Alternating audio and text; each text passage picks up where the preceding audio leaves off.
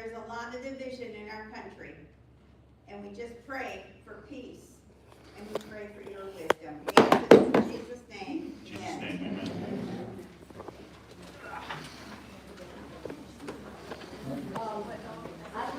Before I announce him, I want to say, Wednesday night, my pastor mentioned something really key.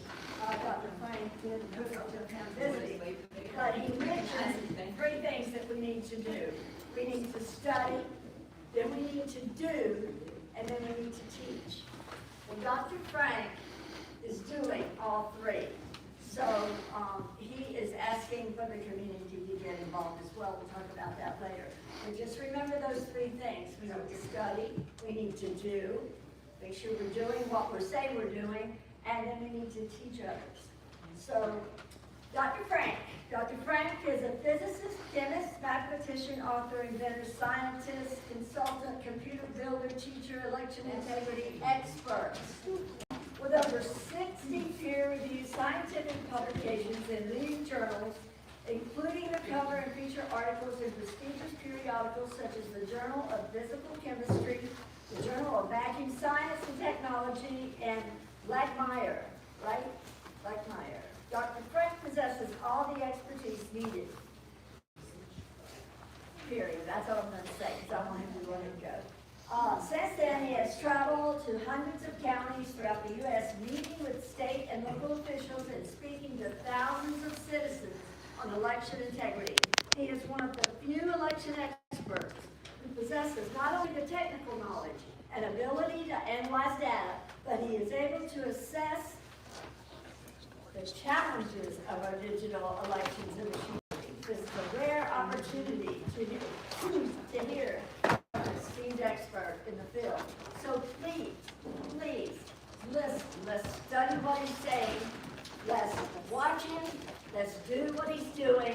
And let's teach others to do it. So without further ado, Thank you.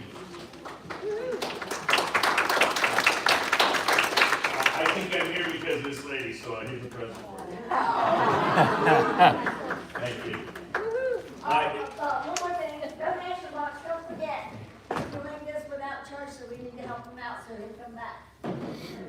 The reason I do it without charge is because in 2021, when I first met Mr. Lindell in March of 2021, he made a movie about me. He made a documentary called Scientific Proof. It was his second documentary. He explained to me that he had $30 million liquid in the bank, and he was going to spend it all on election integrity. And of course, in those days, we all thought it was going to be a 6-month job. It turned out to be a little bit longer than that. But yeah, and I had 30,000 liquid in the bank, and so I figured if he can spend his 30 million, I can spend my 30,000. Of course, that was a while back.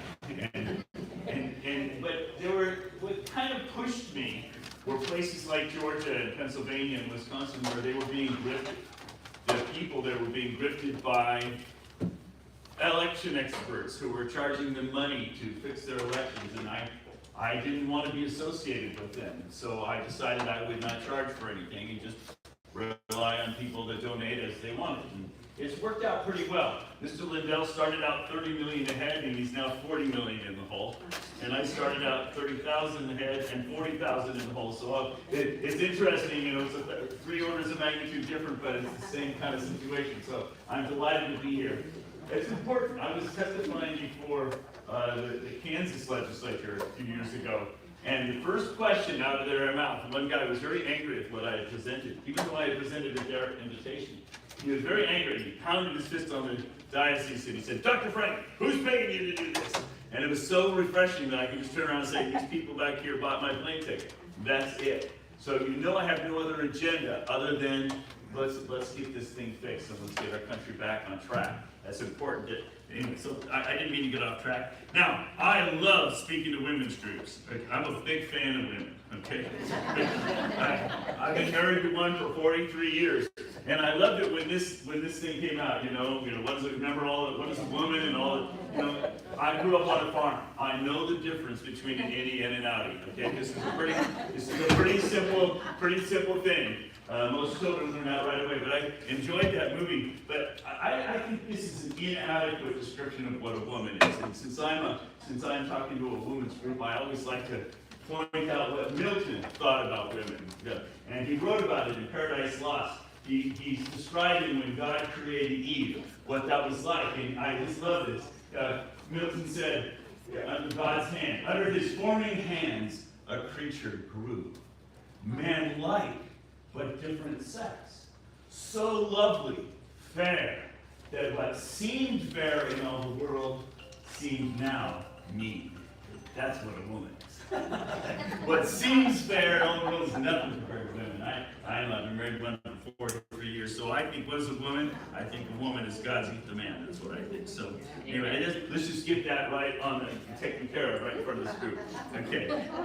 The other thing is you have, speaking of women, you have a really amazing patriot in your state already, Chris Ann Hall. If you're not familiar with her, she's an amazing scholar. If she would be a great person to come speak to your group, I bet she'd come up. She might charge you a little bit, but she's in high demand across the country. I recently did an online interview with her. It's called Constitutional Elections. It was sponsored by my Alabama team. So it's a very successful and growing movement in Alabama. And while I was developing that, they said, how come you're not down in the Panhandle? And I said, because I don't have anybody in the Panhandle. They think their elections are all okay. They're wrong, but they think their elections are okay. And so I had lunch with John at that Irish pub. And that I drove by coming by here, yeah? And this is my second time now back to the Panhandle. And so I'm glad that I'm here. I want to show you what's wrong.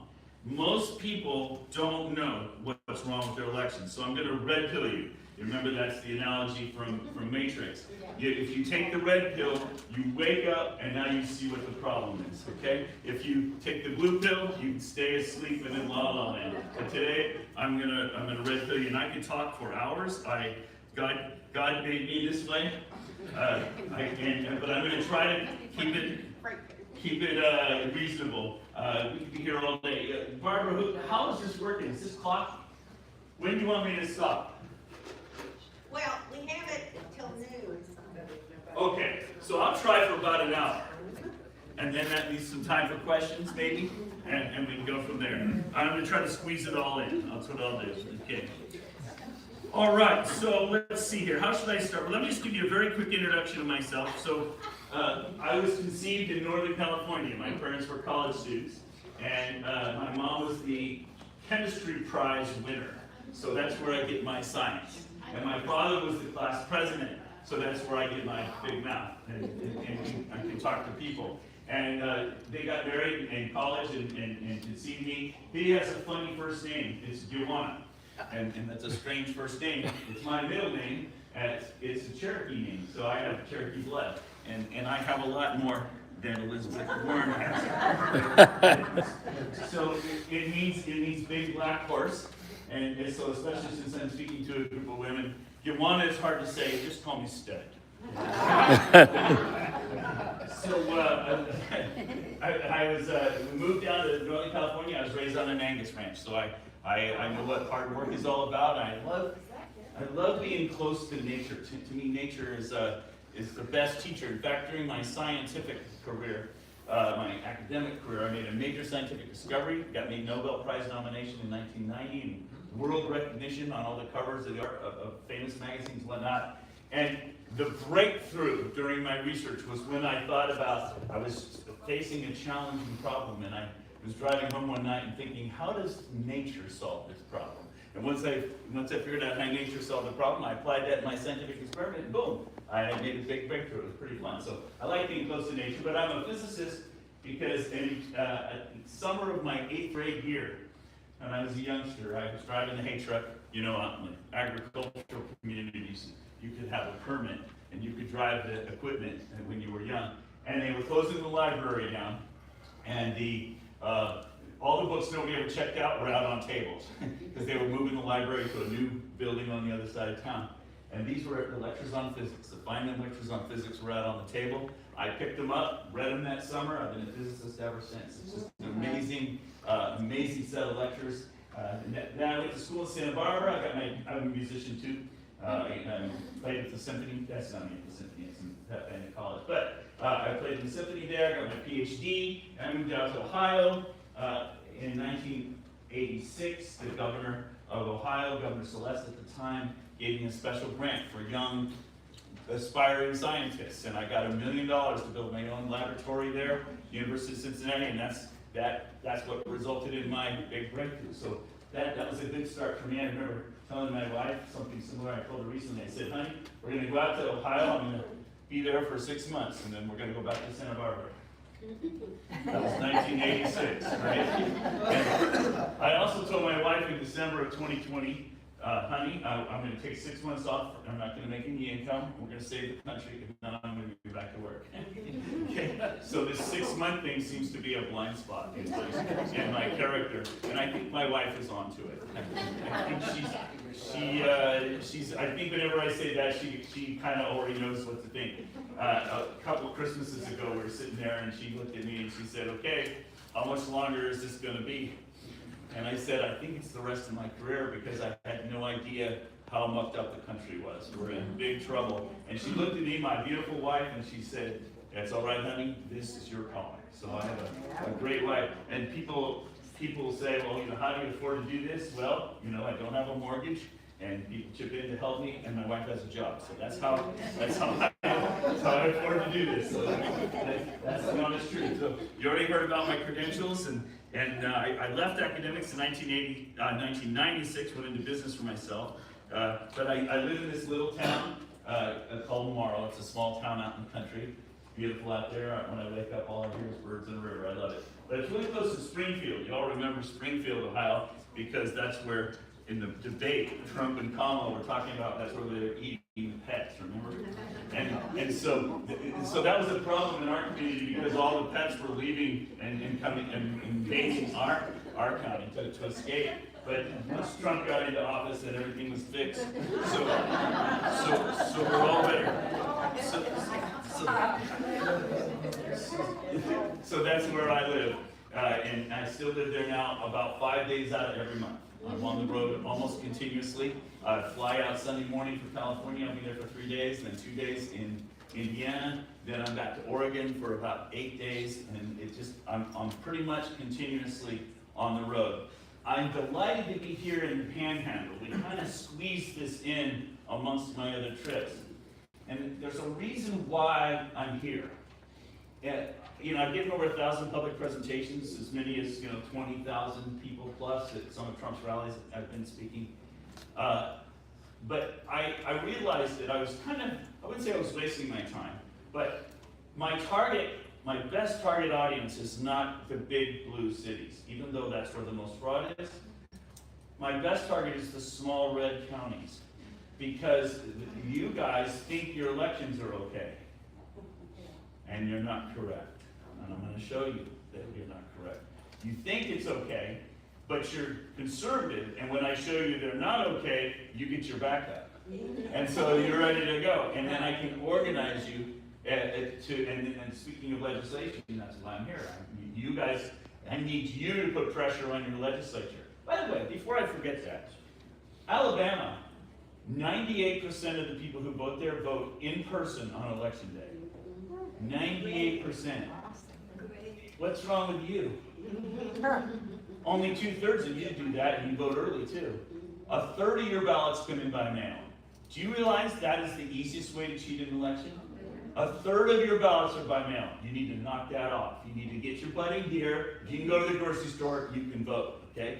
So anyway, that's me wagging my finger at you, okay? By the way, I have a pastor friend. He says he preaches to himself and he lets other people listen.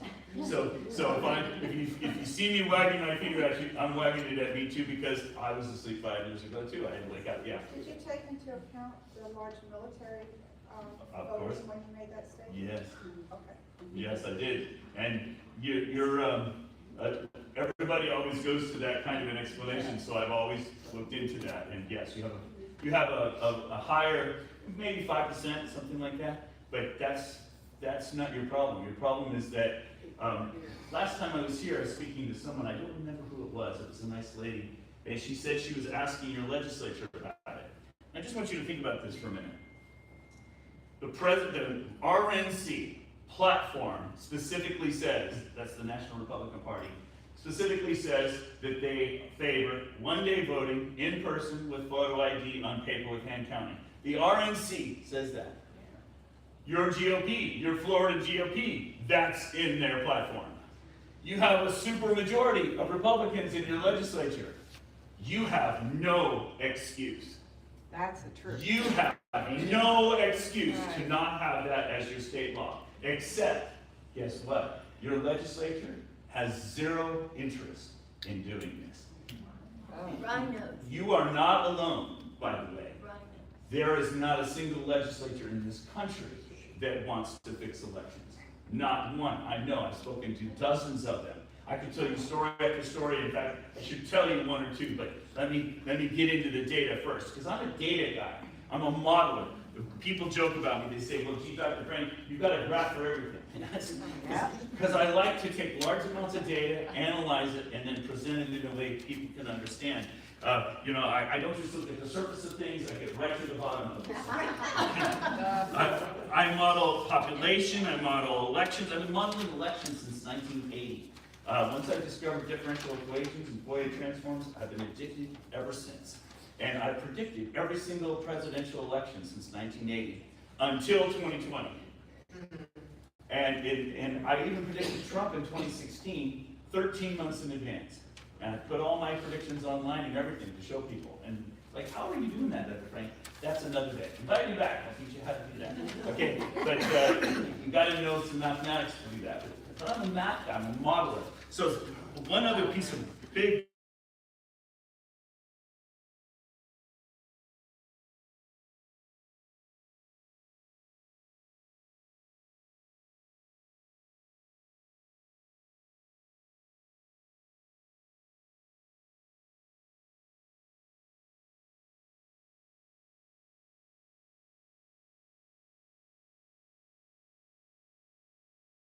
I was in a chemistry department colloquium, and the speaker that day was the president of Greenpeace, and he came in and said, all you, I'm in the South, all y'all need to burn all the coal you can possibly burn to produce as much CO2 as you can, to capture as much infrared radiation so we can keep the planet warm, because we're headed for an ice age. That was the president of Greenpeace saying that. So I went back to my hotel, my dorm room, and I asked myself the question, how much coal would we have to burn to raise the temperature of the Earth 1 degree? How much would we need? And I did the calculation, because that's why I'm a modeler, I'm a scientist, and it turns out you need half of the world's known coal at the time, okay? And that's a lot of coal, okay? And all that would do is raise the temperature of the Earth 1 degree, and that would only last 1 year because the plants would eat it, because CO2 is plant food, okay? So then you'd have to burn the other half of the world's coal the next year to keep the planet 1 degree warmer, and then we wouldn't have any coal left to keep our living rooms warm during the ice age. So that seemed like a really stupid plan. And so the reason I wanted to tell you that story is, this is how I think. When I'm presented with a question, I don't go read what the media says about it. I do a calculation. I look at the data. I evaluate the evidence, and then I make a decision based upon the evidence. That doesn't mean I'm always right. It's just I'm more likely to be right if I've got evidence supporting what I'm saying, right? That's where I go. So anyway, that's how you know who I am. And just so you know, I've been predicting the climate ever since. And America put up satellites in space in 1979, and we've been tracking the global temperature ever since. This is as of last month. And I've been predicting the global temperature ever since. And every few years, I'll post a prediction. And I just posted my prediction just this last month. What day was it? Actually, this is very current. This red curve is my prediction of the climate. And you'll notice, last year we were right here, and I predicted we'd be here, and we're right on target. So, in other words, all this stuff you hear about in the media is a bunch of hot air. Just ignore it. Okay. All right. All right. I can go on and on and on. One more thing about me, and then I'll move on. I'm a real Christian. I love talking around the country and preaching on science and faith. People think, how can you be a scientist and a Christian at the same time? Aren't those in conflict? Anybody who thinks that doesn't know history. I have to read what the actual scientists actually wrote, and it's shocking. But anyway, I love doing that, and I'll just give you an example of a flavor of what that's like. For example, during my sermon, I did an experiment on myself where I asked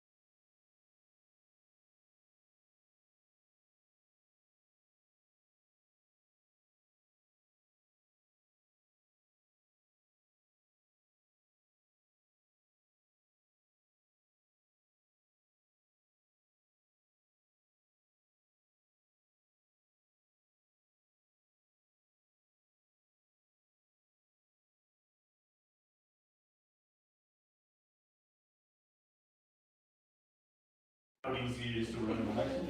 And the math is simple. It's 1 plus 1 plus 1 plus 1. It's super simple math. You don't need all this fancy stuff unless you want to cheat the election, which is why it's all there. All right, so let me, I could go in a lot of ways. Let me, since I have less time than usual today, let me, I want to cheat, yeah, I'll come back to that. Let me just show you your whole state. I'm going to give you a 30,000-foot view, then I'm going to zoom in on Escandia. How about that? This is 1992 over here on the left, and this is 2024 over here on the right. And you'll notice that there are about 10 million people in the state who are 18 and older. Now, that doesn't mean that they're eligible to vote. That means that they live here and they're 18 and older, because non-citizens are older than 18, or felons are older than 18. So this is everybody 18 and older. So I just wanted you to see that's what this is. You notice there's a little census correction here, 2000. Looks like, but otherwise, it's basically steadily climbing. So your population in Florida, the free state of Florida, quote unquote. As we were driving over, I was reading the preamble to your Constitution. You're not free in this state. Your federal government, your state government can take away your guns anytime they want. That's not free. I was reading the preamble to Nebraska to John in the car. Nebraska makes it really clear. They're way more free there. So you think you're free, but I think you can dupe a little bit. That's another topic. Okay. So 10 million and up. 10 million and up, and up to about, say, 16 or 17 million. Can't read it very well on this projector, but that's okay. It's close enough, you'll see. Then this black curve is how many people were in your voter rolls every 2 years, according to your Secretary of State. And so, what you'll notice over here on the left is back in the 90s, you were about 60 to 70% of your voting age population. And I'll just tell you from my decades of work and looking at all the other states in the country, 70% is a healthy voter rolls. If you've got 70% of your voting age population in the rolls, that's a healthy rolls. Then you'll notice it kind of went along, kind of grew a little bit after NVRA, 1993, National Voter Registration Act, that some people call motor voter. Your voter rolls started getting a little dirty, but it wasn't too dirty. It stayed at what, about 80% or something like that? So right here, 2014, suddenly your rolls shot up. You had more people in your voter rolls than you had people. These are numbers right off of your state website. So if you don't believe me, go download them for yourself and look. And it's so obvious, but nobody's ever seen it. Why? Because it takes a geek who loves making graphs to do all the work to download the data and analyze it. Okay. So you had more people for the 2022 election than you had people in your state. Okay. That's a problem in your voter rolls, eligible to vote. Looks like you've done some cleanup afterwards, but still, you should be down here, not here. Okay, so that's the first point I want to make from this graph. Now the next thing is this is the number of people who voted in each of your elections every 2 years, federal elections. So presidential, midterm. More people vote in presidential elections than midterms. And you'll notice something funny happened right in here. Your midterms turnout suddenly jumped. And your presidential elections suddenly jumped. Huh. When did that happen? When you inflated the voter rolls. And also, I can show you that's when you started having higher percentages of mail-in ballots. I've got that graph too. I've got a graph for everything. Okay, but take my word for it. That's when you started accepting all sorts of mail-in ballots. And at first, people are like, gee, that's a good thing. More people are voting. No, it's not a good thing because those aren't real people voting. Those are ballots that are being stuffed in your elections. A lot of people say to me, well, Dr. Frank, the machines are flipping ballots. That happens, but it's rare. The main cheat is the stuffing of ballots. Ballots are being put in using names in the rolls who aren't real voters. You watch the movie 2,000 Mules by Dinesh D'Souza, that he shows that's the idea. There's a lot of that going on. Now, if I take this blue line and I move it down, you can kind of see that it's been growing faster than the population. The rolls are growing faster than the population. They should be tracking the population, but they're not. Because what's happened is your state was using ERIC all that time. You've only recently got out of ERIC. ERIC is E-R-I-C, Election Registration Information Center. You basically gave all of your driver's license records, all of your social security records, all of your state records to a non-government organization known as ERIC. And you paid them. And what they were supposed to be doing was comparing your voter rolls with other states and telling you who'd moved out of Florida and was living over here to help you clean up your rolls. Well, I got to tell you, the 32 ERIC states that are involved in that, they have the dirtiest voter rolls in the country, okay? And so last year, I guess 2 years ago now, 2024, 12 states got out of ERIC. They're not in it anymore. And you're one of the ones that said, hey, look, what a crappy job they're doing. We want out of there. And so that's a little bit of this going on, cleaning up after ERIC.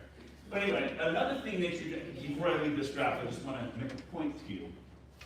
What you're going to hear in the media, and what you're going to hear from the Republican Party, is that your turnouts are down. Oh, our turnouts are down. And when you look, you're going to notice that they always report the turnout as a percentage of registered voters. So let's just look here, for example. What's the turnout here? I'd say that's 70% or so, okay? Well, now it's less. Why is it less as a percentage? Because you've inflated the denominator. They're reporting it to you as a percentage of registered voters, but actually you have more people voting than ever. They're disguising the fact you have too many ballots coming in. Follow me? This is the problem. This is the problem. All right, so that's their credit line that they're using to cheat. Now, I could go on and on and on, but I don't want to. Yeah, even the Democrats agree that that's the easiest way to cheat. It's not just Republicans. Now, you guys use a system known as ES&S. I've looked at. This claim is always that the machines are connected to the internet. I don't have to make this argument anymore because ES&S has already admitted that all their machines have modems in them soldered right into the motherboard, and that's a problem. It's been proven in court. It's been proven in multiple situations. In fact, in court, we showed this is a thumb right here, so it's a tiny little chip that's soldered to the motherboard. It's been proven in court that the machines you guys have been using for years, I think you recently upgraded, but the new ones have modems in them as well. And everybody says, well, but it's secure, Dr. Frank. Well, no, it's not, because all I have to do is I hack into them all the time. That's the problem. Right, but anyway, let's talk about a scam. Been there. Hey, I just got to tell you, you guys got a guy up in Alabama named Clay Parikh, and his record is 5 minutes. That's the longest it's taken him to hack into one of your DS machines. Okay, anywhere in the world, and people think that your machines are secure, but they're not, and we prove it over and over again. I don't even need to go that way. All right, anyway, so let's get scam data for a minute. Here we go, 1994. You notice that your rolls were clean. And then they followed the state pattern, and they also followed the state pattern where they shot up at that point in time. And you also notice that you had the huge surge in your county that is seen everywhere else. Now, I've got this for every county in your state, and I can show you that, and I'm about to show you that, but there's a fun way to show it, and I'll show that in a minute. So, in your county, you probably have 15% too many people in your voter rolls. Just as a round number, approximately. You've got 15% more than is justified by your population trend. If I make this the line, if I make this the line, then it's more like 1 in 4 don't belong in your rolls. So anybody who's been out knocking on doors, you've probably noticed. Now, what usually happens is when you're knocking on doors, you're working with the Republican Party, for example. And what they do is they pre-filter the list to give you the super voters. And so you may not see it as dirty as it actually is, but you probably still see it's quite dirty. You probably find a lot of people on the list that aren't there anymore. You do see that. So I'm not making this up. I would say probably 1 in 4 people in your rolls don't belong there. I'll come back to this. Let's just talk about a scam here for a minute. Now, what I've done, this has happened since I was here last. The difference of what I can do versus what your clerk can do is illustrated in this slide. Now, in public, you're never supposed to show a table. Okay? So forgive me for showing you a table. But it's the best that I can think of to show you this, what I have done for you. And I'm going to, before I leave, Barbara's been nagging me all week. I'm going to give you all these data. And I'm going to give you all the supporting documentation that's going to enable you to do what I'm talking about. Now, let me tell you what I've got. I've got 4 copies of your voter rolls for your county. 2020, January of 21, January of 2023, that's a 2-year span. January of 24, that's a 1-year span. And from 24 to 26, that's a 2-year span. So I've got 4 copies of your voter rolls for your county. Now what does that mean? It means I know every person who was in your voter rolls and their voting history. And I have 4 copies. Call them snapshots in time of what was in your rolls. Now what I can do is I can compare this snapshot and that snapshot, and I can show you all the new people. I can show you who was removed. So for example, between 2021 and 2023, the total, there were 242,000 people in the rolls in January of 21, 246,000 in the rolls in 2023. So what does your ROV think? Your ROE? SOE. In California, they're called ROVs. Forgive me. If I say clerk, you know what I mean. Okay. He thinks, okay, we've grown a little bit. Yeah, and you have. In fact, in the last 5 years, you've grown 3.4% in Escambia. They're a growing community, which is nice. As I travel the country, there are a lot of communities that are shrinking. So you're growing 3.4% in 5 years. Good job. So he thinks, okay, we're growing a little bit, no big deal. Because remember, he's not making snapshots every day. He's just seeing the total number in the rolls, and he'll log in and add somebody, remove somebody, and make little changes along the way. What really happened between 2021 and 2023 is 26,000 people were removed, and 30,000 were added. So he thinks it's small changes, but actually there are large changes.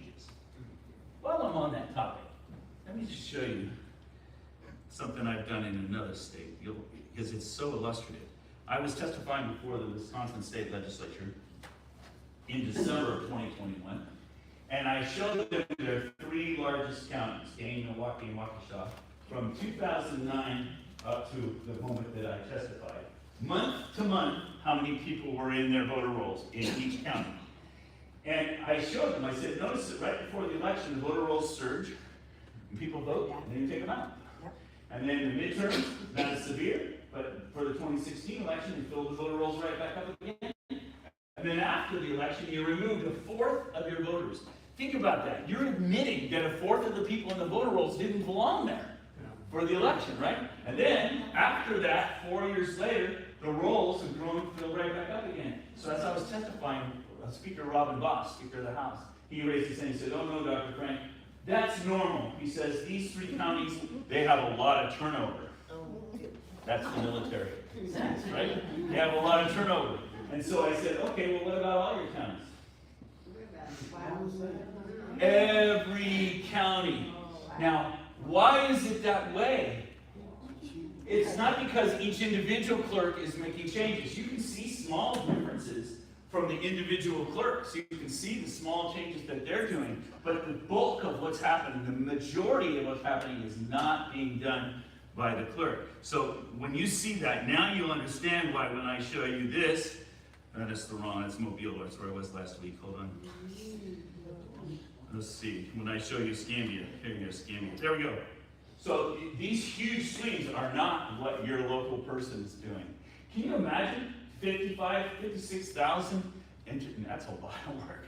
No, it's not doing that, the state's doing that. So that was in that 2-year span. Then in this 1-year span, 8,000 removed, 8,500 and 13,000 removed and added, 34,000, 31,000 removed and added. That's huge numbers of people are being added and removed from the rolls. Now I want to teach you a term. It's called churn. I'll show you what it is. So say that a county has 100 people in it, and then 10 people move away, and 10 people move in. And let's say you added those 10 people to the rolls and removed the other 10 people. That would be 20 changes to the rolls. That would be 20 out of 100. We call that a 20% churn. Know what churn is? It's basically how many names have been added and removed. What percentage of your rolls? So, what do you think the churn is in your county? 300. How many people are moving in and out of your county? Now, you're a growing community. So, let's say, what did I say, about 3% you grew? So let's say that nobody moved away, and 3% moved in. You'd have a 3% churn if you put all those people in the rolls. let's say that your population didn't change, 3% moved out, 3% moved in, so your population was, that would be a 6% churn. Follow me? But let me tell you what's really happening, and then I'm going to go back to the data. He's guessing 25%. That's a good guess. It's pretty big because of the military, right? But that's what everybody likes to think. But you notice it's the same in every county. Oh, yeah. Oh, doesn't seem to matter whether it's a military county or not. Doesn't seem to matter whether it's Republican, Democrat, black, green, yellow, Chinese, Mexican, doesn't seem to matter. It's the same in every county. How come that? Because it's not under local control. That's how come. It's under central state control.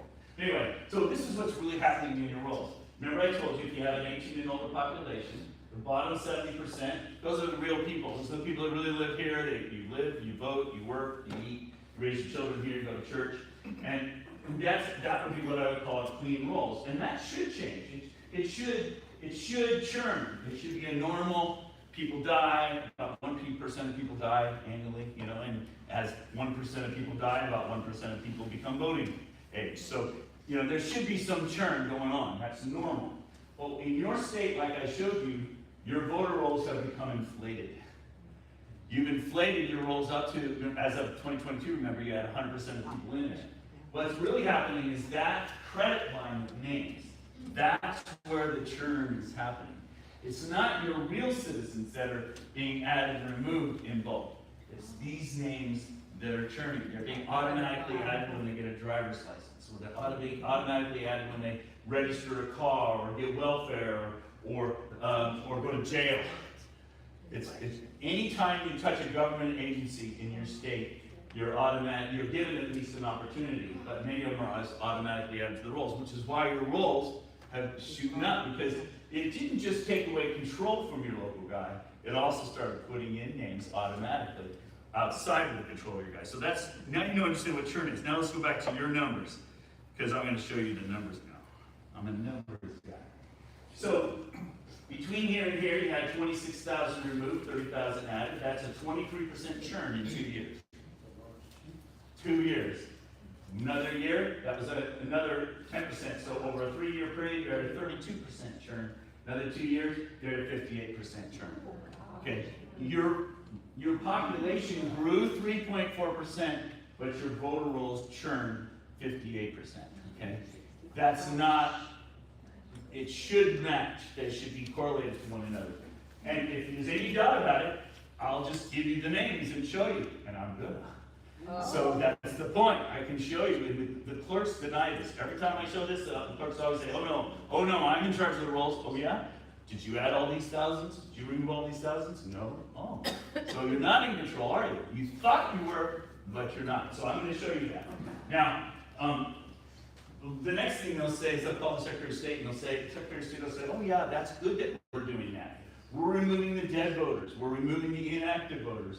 And we're helping you. You're going to like this. And so then, but if you actually look, who did they remove? Out of that 26,000, 21,000 of them were active voters.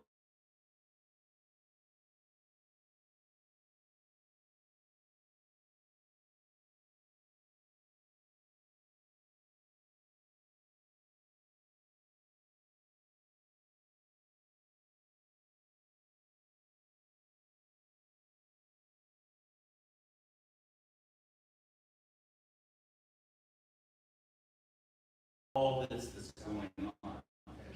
So that's the churn in your county, 58%. And then I can show you how many people were officially registered for each election. I'll give you all these statistics as well. But this is another thing. Since 2021, January of 21, 24% of the people have been removed from your rolls, who were in the rolls. So 1 in 4 have been removed since. And people who actually voted, 1 in 6. 1 in 6 of the people plus who voted have been removed. So 1 in 6 of the people who voted 5 years ago in your county have been removed from the rolls. Did you lose 1 in 6 of your population? Okay, guess what? It's like that in every county in your state. So this military thing, I understand why you think that, But nope, it ain't that. It's the same in every county because it ain't under local control. That's the point. I can go on and on, but I just wanted you to see the data. Now, the other day, so in science, I got your hand. In science, we have the scientific method goes like this. You observe the phenomenon, you make a hypothesis, you make a prediction, you do an experiment. If your experiment comes out right, you probably know what's going on, okay? And the more of those you do, the more likely it is that you're correct. I've done this now in many states. And every time when I go into a state, the first few counties I go to, they always say, oh, but we're special, Dr. Frank. There's something special about our county. We have military here, or we have this, or we have colleges, or we have, there's always some local excuse. But then I just keep doing more and more counties, and guess what? They're all the same. And then, okay, guess what? You have to admit it. So I'm trying to defend you from your own inexperience at this. Now, the other day when I spoke in Santa Rosa County, Barbara, you were there. Santa Rosa, what's their, are they going to have more or less than you? More or less churn? Same amount. You guys are learning. Same with days, same with Rob. 69%. And when I showed that to them, they said, and I said, well, I'm going to be in the scan here, but I hadn't done the calculation yet. And I said, they said, oh, but we have a lot of military churn here. And I said, okay, well, let's take 10% off. And what was it? Exactly 10% less. So what it means is, if I can predict that stuff, I probably know what's going on. That's why. You had your hand up, somebody back there. Yeah, I just wanted to talk about the military for just a second. Yes. And I was on active duty for 33 years. Thank you. So you have a state here that does not have state income tax. I'll take myself as an example. Back when I first got here, I changed my driver's license from my previous state, which happened to be, I was stationed in California at the time, and I came here to Florida. And my children were getting close to college age, and I wanted to be able to take the benefit of in-state tuition. So I changed my driver's license to Florida to facilitate that Sure. in-state tuition. Sure. Does that add to, when you had the numbers up there, add and remove, it looked like the added numbers were greater than the removed numbers. Could some of that be a function of military changing their ID card? Now, I'm not talking about the folks that are here for 6 weeks, 8 weeks of training, but more of the permanent change people. I would certainly think there's at least some of that in there, but it's going to be the same in every county is what I'm telling you. And so to focus on that alone. Now, I've been doing this one in Colorado. Some of those counties have 140% churn. Okay. And is that because of the military? You know, you see where I'm going? What you're doing is you're doing a smart thing. You're asking yourself, Dr. Frank just showed me data, and I'm trying to think of a reason why it might be that way. That's great. And then you came up with what's called an ex post facto explanation. After the fact, you know the results, you make up a hypothesis. And that's great, you should do that. Now let's test that hypothesis. What test would you propose? I propose, let me analyze all the counties, or let me compare you to other states, and guess what we're gonna find? I'm just telling you from my experience, it always comes out this way. But I appreciate the question, it's a valid question. Now, let me talk about this, and then I want to tell you the solution, because I want to leave some time to tell you what. First, I want to show you how bad it is. Then, I want to tell you what to do about it. I don't want to just leave you hanging. So, what I did, this is from the 2020 election, and by the way, you're the second state that I analyzed. I skipped over that part of my introduction. I was invited by the Pennsylvania State Legislature to be on their audit team in December of 2020, and we exposed tons of fraud there. And they weren't going to address it, and I was shocked. I said, wait a minute, you guys are Republicans, don't you want to overturn this election? No, they had no interest in that. So I was kind of mad at them. So guess what the next state was? Florida. Why? Because I could download all the data from the website. And I downloaded all the data, I spent about a week analyzing your data. Holy mackerel, you have all the same things going on in your state as they have in Pennsylvania. And at the time, I didn't understand why. I just knew that it was the same. I flew down here, I met with your Secretary of State, I showed him. They didn't want to fix it. I didn't get to meet with the DeSantis at that time, but I met with his office and showed them the same things. They didn't want to fix it. So I was like blown away. So I did North Carolina next, and Ohio, and Colorado. And then I started realizing, wait a minute, this is in every state. And I didn't know that at first. Now let me show you one thing, and then I gotta get to the solution, because otherwise I'll run out of time. So what this is for the 2020 election. This is, the blue curve is how many people there are of each age in Escambia. So, you know, this is 20 years old, this is 110 years old. So it looks like you have a lot of young people. That's probably the military. That's probably the military folks. Yeah, in military and college. Well said. So, and then you've got about a comparable number of 60-year-olds. So this is the kind of the community members, and then these are your college and military. Good. Now the black curve is how many people were registered in your county for the 2020 election. So in other words, I have the rolls. I know the age of every person in your rolls, and I just added them up. Okay, so that shows you how many people were registered by age in your county. So you've got everybody registered, about 60, okay, plus. Yes? What do you think about setting up blockchain voting, lower the cost, lower the fraud, and then set up a data flow so when someone dies, that information from that death certificate gets put into this system? What are your thoughts on that idea? I've heard that idea a few times I'm in sure. the last 5 years, and I've looked at companies that have approached me. They've paid for me to come out and evaluate their systems. Every one of those systems suffer from the same problem. Garbage in, garbage out. Blockchain only defends the transmission and preservation. It doesn't talk about what you put in, what you take That's out. all the questions. A fraudulent ballot in is a fraudulent ballot in. It doesn't matter how it got in. Sure. Douglas Chico, former Navy officer, for sure. Yeah, that's okay. So, anyway, so this is who's the population. In the black is who's registered, and in the red curve is who voted in the 2020 election by age. And what you'll notice is you had basically perfect turnout for a lot of your ages. Of every person voted, and that should be suspicious to you, okay? But compare the black curve and the red curve, and just look at the two, compare them for a minute. Do they look similar at all to you? Okay? And when I show this to people, they're like, well, Dr. Frank, that's so obvious. Well, yeah, but nobody else knew the graph before, and so nobody else noticed this before. That's why Mr. Lindell made a movie about me. But anyway, what happened was, you take the ratio between the black and the red curve, take the ratio, who's registered versus who voted, and I assume that that ratio is the same in every county in Florida. Then I predict, and I agree on this projector, it's hard to see. There's a light blue curve underneath the red curve. You can kind of see it peeking out every once in a while. That's my prediction of how many people voted by age in Escambia County if you vote exactly the same as every other county in the state. And my prediction is 0.99 correlation coefficient.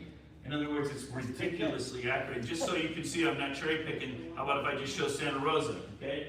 Santa Rosa, same problem. Do you see the ratio between the black and the red is the same? Okay? It's the same, 0.999. Or how about Okaloosa, okay? Same problem. You vote the same as every other county in the state. I've already done this. I already put this online 5 years ago, okay, and showed that I could predict every county. This was before I understood how it was being centrally controlled. I was just proving it was being centrally controlled. And so later in 2021 and 22, I started showing everybody how it was being centrally controlled. That took me a while to figure out.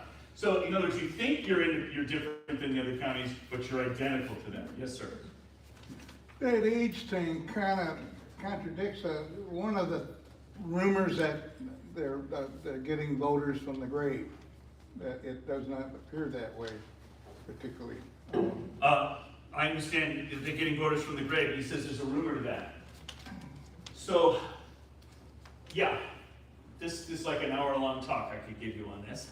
But the idea is, when you count a ballot from a non-real voter, somebody picked that name to cast a ballot.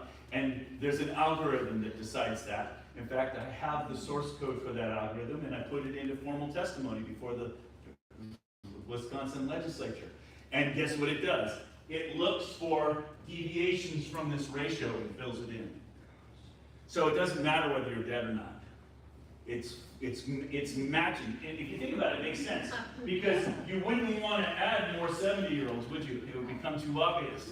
So you have to add it according to an algorithm, and the algorithm tells you which names to use, and that's how it works. So I've done this now in multiple states. Okay, so hopefully at this point, because I want to try to wrap up.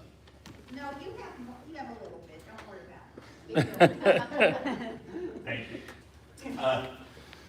I told you I could talk for hours. God, thank you. Well, not that long. Yeah, that's fair. So now when I first started this work, I spent almost all of 2021 flying around with Mr. Lindell and his airplane, meeting with Secretaries of States, testifying before legislatures. I'll get to tell you I gotta tell you at least one story so you understand what we're up against. I was in Kansas. The legislature in Kansas, the Republican legislature, majorly majority Republican, invited me in to analyze their elections. So they sent me all the data, I analyzed it, I came in, big day for the report. You know, you've seen these congressional reports, I'm sitting behind the podium and all the big mucks are behind the diocese. It's all on television and everything. So I gave my 35-minute presentation and showing what a sorry state Kansas elections were in. And they started asking me questions. And they had an hour to ask me questions. And that was the one, by the way, where the guy slammed his fist. Who's paying you to do this, right? That was that one. But about the third question in, there was a lady there. Her name is Tatum Lee. She's a freshman legislator, congressperson in their legislature. And she said, I'm new on this committee, so I did a little research before today, and I noticed that the state had asked twice before for an analysis of our elections. And that analysis was from our own Kansas Research Department, the research department of our legislature. And she held them up. She says, and here are those two reports. She held up the two reports, and they were being distributed to everybody. She says, everybody look at the 2018 report, right there on the cover page. It said that we had a bunch of fraud already happening in our state as of 2018 that we needed to address. But I don't ever remember us addressing any of it. She says, but now look at this 2020 report. And she says, everybody open it up. And page 7, there's a list of bullet points. She said, every one of these bullet points we just heard is almost word for word what Dr. Frank just told us. So what am I thinking in my head? I'm thinking, cha-ching, I own Kansas, baby. Next state, please, because with my own external analysis, I came to the same conclusions as their internal analysis did, and they have way more information than I have. So that was a big thing. I was celebrating. The hearing room, broke out in applause. Woo, woo, we win. What am I thinking in my mind? I'm thinking, we're gonna fix Kansas. So that night we're at Applebee's, about 50 or 60 of us, and I call Mike and be like, hey Mike, guess what happened today? Yeah. And I hold up the phone and everybody's like, yeah. And Mike's like, looking good, I knew you would. So that's what Mike said. So it's like we're having a celebration. The very next morning, I kid you not, the very next morning, the Kansas legislature voted on a new redistricting map and eliminated Tatum Lee's district. Okay? Now, I can tell you stories like this in Oklahoma, Louisiana, Missouri, Kentucky, Alaska. The biggest enemy to election reform in our country is not the Democrats. It's the Republican Party, and I can tell you story after story after story. Now, I'm not talking about local Republican parties, GOPs, I'm talking about the legislative Republican Party. And I always show this graph to help you understand what I'm talking about. So, this is put on by the John Birch Society. They have what they call the Freedom Index, and they rate every person in Congress. And these are people who defend the Constitution. I'm sorry, this is automatically changing. I can't get it stopped. But it shows that people who are 100% supporting the Constitution, or people who never protect the Constitution, and this is your legislature. These are your Democrats, and these are your Republicans. So if you're expecting your Republicans to step up and fix this, it ain't going to happen in your legislature. What did they say last time I was here? There's zero appetite in your legislature to do election reform. So if you're looking for your legislature, I appreciate looking for responsible legislation. You need good legislation. Yes. But they are not going to do it by themselves. You're going to have to force them. And I know how to do it. I'm about to show you that. What's that? Well, I think that's proven by Indiana when they refused to help put more Republicans in their state house. Yeah. Yes. The Republican. I don't know. I can tell you so many stories. Okay, I'll tell you one more. So Mike and I were flying around the country gathering signatures. If you might remember, Texas and 7 other states sued Pennsylvania right after the election. That was led by the Secretaries of State. And it was rejected by the Supreme Court on standing, and it was correctly rejected on standing because the Secretary of States don't have standing in that situation. So, but it needed to be the AGs. So Mike and I were flying around the country meeting with the AGs, and there were 4 of us. And Mike would give the summarize, tell our strategy. Kurt Olson, who was the attorney, would show the legal strategy we're using. I would show the fraud we'd already found in that state. And then we had a white hat hacker, a licensed federal penetration tester who would hack into their elections right in front of their faces. We can do this in every state, and we do it all the time, and we show them this. They think they're secure, they're not, okay? So we were doing that over and over again. We got 14 AGs to sign on to our Supreme Court lawsuit. We were going to deliver it in November of 2021 to the Supreme Court. And the week before, Ronna McDaniels, head of the RNC, called every one of those AGs and said, if you stay on that lawsuit, you lose all support from the Republican Party. Who is our biggest opposition? That was an eye-opener to me. I was expecting it to be the left to be our opposition. No, the opposition to election reform is our own party, which is a problem. I'm rambling a little bit, but I want to get to the solution. So what I've learned, what did Stalin say? Stalin said it's enough that the people know there was an election.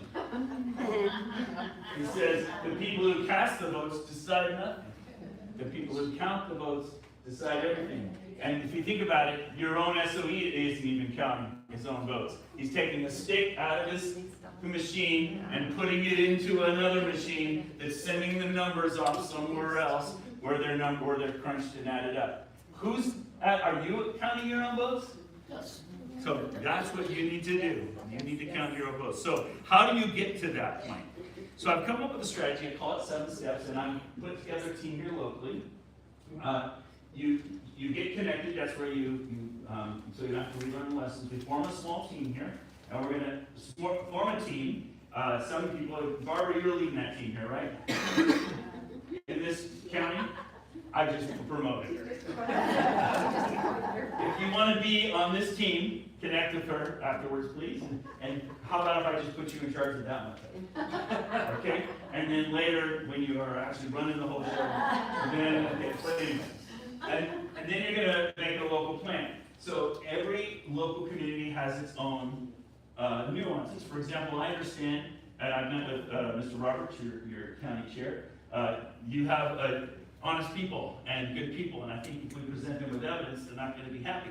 That's why I'm in the grassroots. That's why I'm in the panhandle and in the wiregrass in Alabama, because this area is full of people who are going to not be happy when they find out. So you formulate a plan that depends on your local situation. You implement that plan, and this is the point. This is the point where I'm going. Everybody thinks all we need is evidence. You're wrong. We have mountains of evidence. The problem is we've been conditioned into thinking that if we give the evidence to our leaders, that nothing will happen. And nothing happens that way. That's the wrong way to think. And that's why Trump, last year, he put this tweet up. This is like the longest tweet I've ever seen from him. It's like an essay or something. He says, I'm going to lead a movement to get rid of mail-in ballots. And also, I read it, highly inaccurate, very expensive, and seriously voting machines, which cost 10 times more, blah, blah, blah. See where he's going? Yep. The most important thing he said, and he's quoting my document I gave him, is, I'm going to lead a movement. Okay? If you're waiting for him to fix it, wrong. If you're waiting for your legislature to fix it, wrong. You need to have a movement. You need to build a movement, and he will lead that. Because politicians don't start parades, they join them. You start the parade, and Trump is standing there ready to lead the movement. And this is a unique time in history. In my lifetime, I'm 64, my first election was 1980. This is an amazing moment. I think of it like we're invading Germany in World War II, okay? And we're invading Germany, and our goal is to take Berlin. And I would say Berlin is having free and fair elections where we're in local control. But we got to get to Normandy first. And it's nice that we got air cover from Washington. Trump is delivering us air cover. If he weren't here, we would still need to take Normandy. We would still need to get to Berlin, but it'd be a lot harder. So this is a unique moment. This is our chance. And I could talk to you about 2026. I think 2026, you heard it here. I'm making a prediction now. 2026 is going to be a constitutional crisis in our country. It's not an accident that Trump just took over Venezuela. That's where the election was manipulated from in 2016 and 2020. That's his personal vendetta really going on there. Okay? It's not an accident, and it's not an accident that he wants to lead a movement. It's not an accident that they raided Fulton County a few weeks ago. This is all sizing up for a big head-to-head conflict around the midterms. Remember what happened in the midterms in 2018? Trump lost the midterms, and they impeached him. And I've already run all the numbers, and I'm good at predicting, as you've noticed. We're going to lose the midterms. And then, you think Trump's going to sit there and let himself be impeached again? No. He's going to nullify the election. He has the executive authority to do it. He already has an executive order in place for that. That's what's going to happen. I'm telling you. So I think we're headed for a crisis. So we're headed for that crisis. So are you going to wait until the crisis happens to get involved? Or are you going to get involved now and get prepared? That's what I'm encouraging you to do. Let's get prepared to start the movement. And I finished 5 minutes later. And the Democrats are talking, our president says you can keep going. The Democrats are talking about that also. The Democrats, because they see it coming. This is not rocket science here, folks. This is big. It's going to happen. Trump's 83rd executive order in his first term gave the executive branch the authority to nullify any election that had foreign interference in it. Why do you think all this talk about foreign interference is happening? And imagine if the midterms go towards Republicans, that Trump will be quiet. But I don't think it's going that way. I think the numbers are not that way. So I guess I'll tell you this story, and then I'll shut up. It's a great story from Wisconsin. So I was up in, because Barbara likes this one. So I was up in Wisconsin, up in a tavern in northern Wisconsin, and at the end of it, people were coming up to take selfies with me and hugging me, and I love that. And this beautiful old little couple came up, and she put her hand on my shoulder, her husband put his hand, and she says, Dr. Frank, I want to pray for you. I said, okay, I love when people pray for me. So she started praying. Well, little did I know this lady's a Pentecostal. That's why Barbara likes this story. And boy, did she get going, man. She started working up the ladder. She got louder and louder. And as she got louder and louder, everybody else in the tavern got quiet. Because she was really getting into it, right? And so people started coming. It was like an invitation. People surrounded me up in the front, and everybody was laying hands. It was awesome. It was a wonderful prayer moment. I was really enjoying it. And she was really into it. And she says, hey, thank George, it was Dr. Frank, and he's fighting the evil Goliath with government corruption and election fraud. And Lord, we just thank you for giving him such a big slingshot for fighting Goliath with Lord. And we just pray that you'll give him really big stones. And so, but we're all praying, right? And so nobody wants to laugh, right? So we're trying to stifle it. We're trying to stifle it because, it's a prayer. And so she runs up her prayer, hey Jesus, amen. And she opens her eyes and everybody's got contorted faces. We're trying to hold back or restrain our laughter. And she looks all confused at me. And I said, you just asked God to give me really big stones. And she's like, ooh! And I spoke a month later in a place in Michigan, and she showed up for that talk, and she was in the audience. She says, yeah, that's me! But anyway, it's a good story. But the reason it's a good story, it made me think about this in a whole new way. It made me think about this Bible study in a whole new way. When David went to the battlefield, remember, he didn't go there to fight Goliath.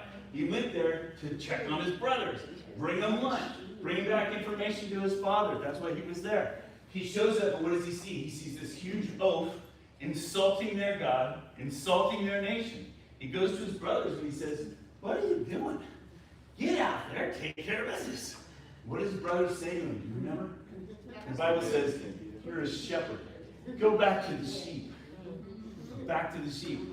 Who are you? The sheep. Yeah, exactly.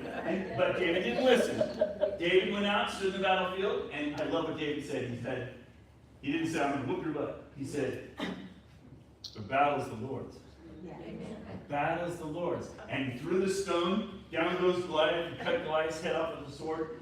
Then the Bible says, then the children of Israel rose up, and chase the Philistines out of the land. It just took one guy to have faith and to stand up against the elephant in the room. That's what I'm asking you to do. The problem wasn't Goliath. The problem was the children of Israel were hiding in the hills. You're hiding in the hills right now. I need you to stand up. I need you to stand together with the other counties, and I need you to say to the state, we're not going to comply with your stupid laws anymore. Let me make a metaphor, and then I'll shut up. An analogy. Yeah, how many times have I promised that?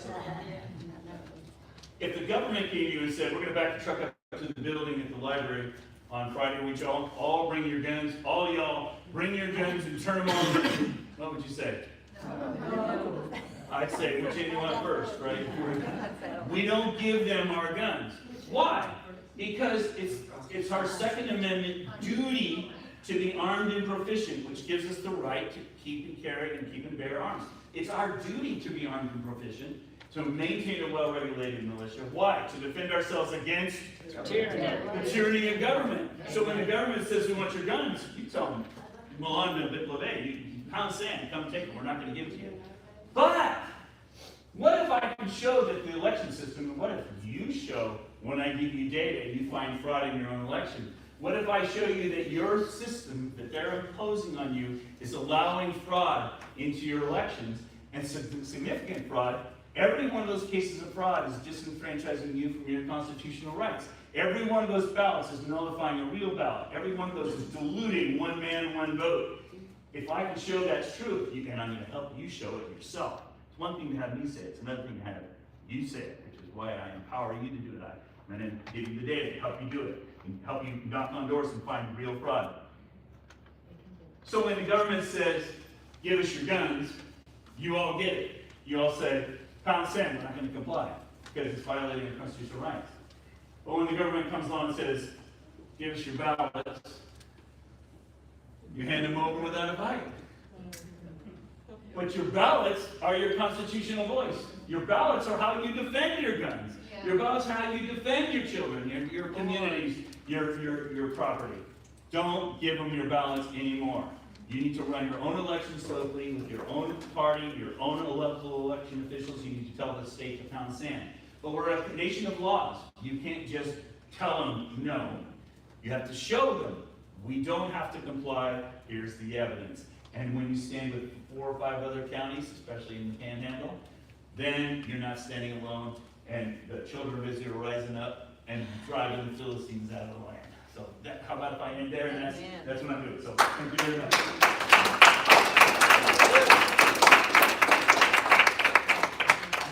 Do you want me to take questions? And how long do you want me to take questions? Well, we'll just see how. All right. Mr. Roberts. You said a lot of good data, but I think you made several major fundamental errors. Okay.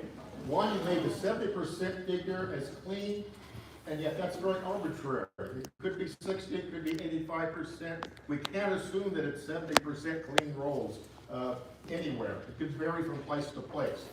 Another thing, you actually, there's a problem of the voter number of registered voters increasing before an election and decreasing after an election.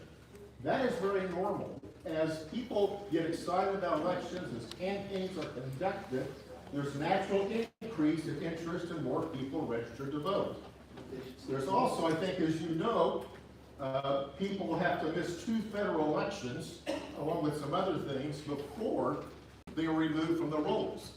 So if we have, say, 60,000 people who didn't vote in 2020, and we have 100,000 who didn't vote in 2022, those are rough numbers, then it's not surprising that that 2022 election caused many people to miss their second federal election, and those are the ones that are going to be removed. It's going to be a very substantial number.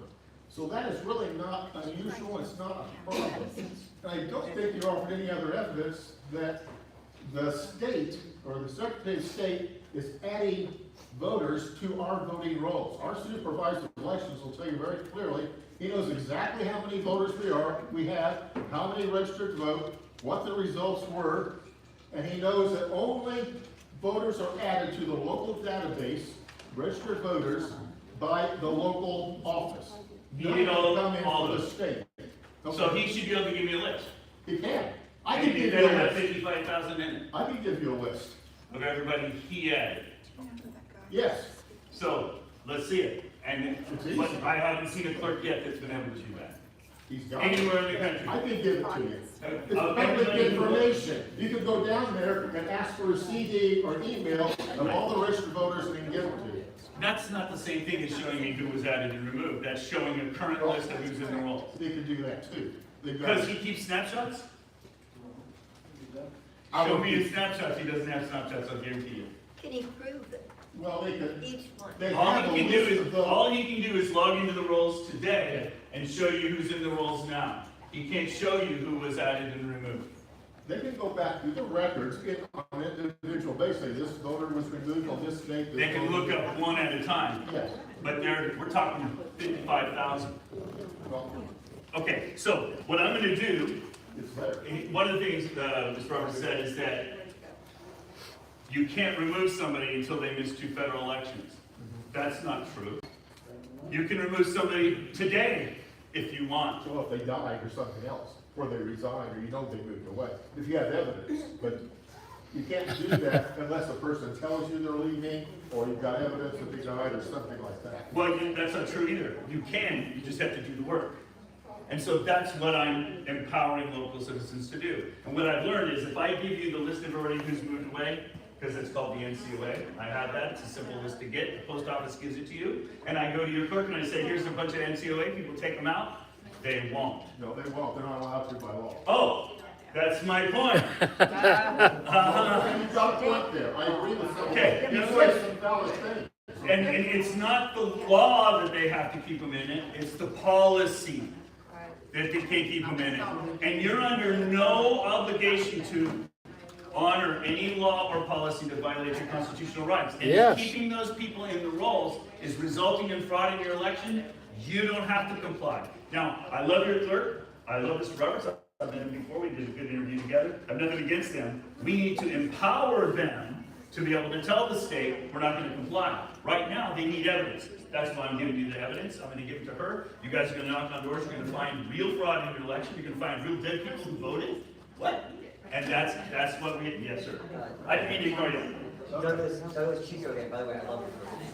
What's that? I love your first name. Douglas, yes. So, we can really solve this by getting rid of mail-in ballots, same-day voting, paper ballots. Right.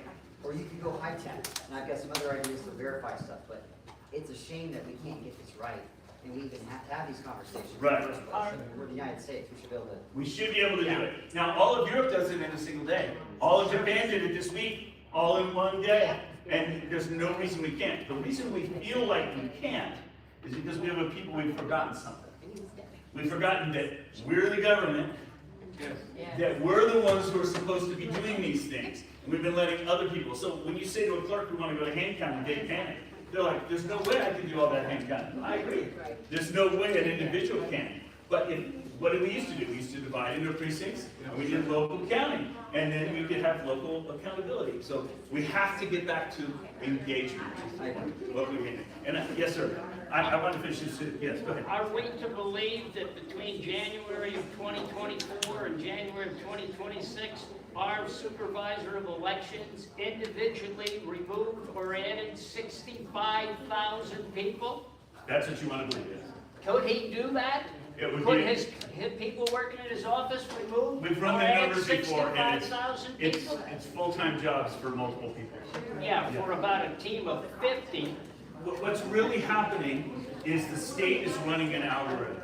Yeah. And the algorithm is giving these large lists that are being added and deleted. And so they're not individually adding and removing. But that's what we're to believe. We're to believe that the supervisor of election did each one of those 65,000. No, they're not. I don't believe for a minute they did 65,000. Then you're left with having to explain how every county in your state votes exactly the same. That's a problem.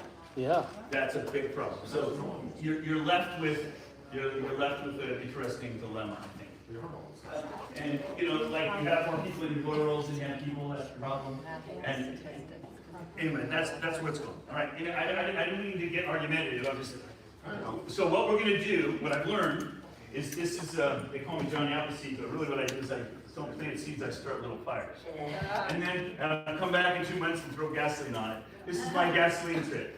Okay, I'm throwing gasoline. And by the next time I'm back, 2 months, I want to come back. By that time, you'll already have been knocking on doors. You'll have already found real fraud, actual cases of fraud. Somebody who's dead, they voted. Somebody who's lived in Texas for years and is voting in Texas, but somehow their ballot's getting cast here. We're going to find those cases. We're going to give them to you. In other words, the system that's being imposed on you is enabling fraud in your elections. That allows you to say, we will not comply. We're not going to give you our guns. We're not going to give you our ballots. We trust Bender. We trust our local party. We're going to run our own elections because we want to protect our ballots. We want to protect our constitutional rights. You're standing up. Does that mean I'm getting the hook? No, exactly, I'm just, and if anybody wants to talk to me, I really need, some people to, if you are on board with what he said, we need to get busy. Notice I'm not saying you have bad local officials. I'm not saying that at all. I'm not saying you have a bad local party. In fact, I met with John. He really cares about your little roles, and we had a great interview together. And so I'm not criticizing them. I want to empower them to be in charge of your elections. Yeah. At one time in the state of Florida, the sheriff was not only the sheriff, but they was a property appraiser and a tax collector. And then the entire time before the Florida legislature met to change the Constitution and